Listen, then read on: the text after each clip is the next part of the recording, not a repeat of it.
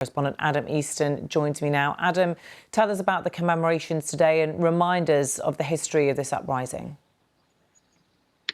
I'm stood in front of the Museum of the History of Polish Jews, beside which is a monument to the heroes of the Warsaw Ghetto Uprising. And at that monument, the presidents of Germany, Israel and Poland will gather in a couple of hours' time and give speeches and lay wreaths. And it's the first time, in fact, that a German head of state has been invited to speak at such an event.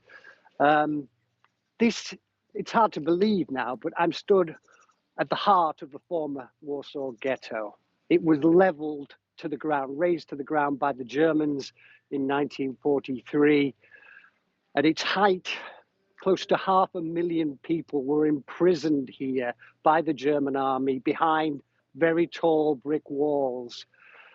They had basic rations, not enough really to almost live on. Many people died from starvation. Many people died from typhus, from other diseases. They couldn't get out, which spread like wildfire in this closed environment.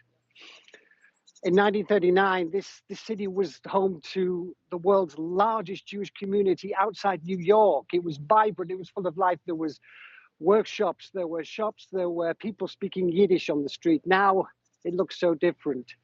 And most of the people in the Warsaw Ghetto were murdered in the Treblinka death camp, or they died of starvation or disease.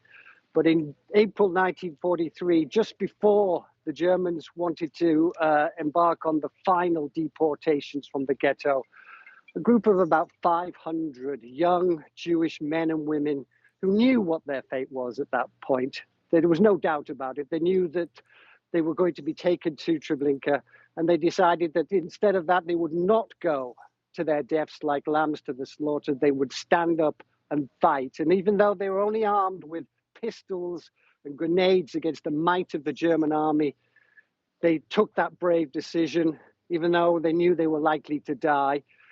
And the German army knew that there would be resistance to these final deportations, but they estimated that the resistance would be quelled within about 3 days. But in fact, that fighting went on for about 3 weeks until it was extinguished. And then the Germans destroyed, leveled this area brick by brick, set it all on fire.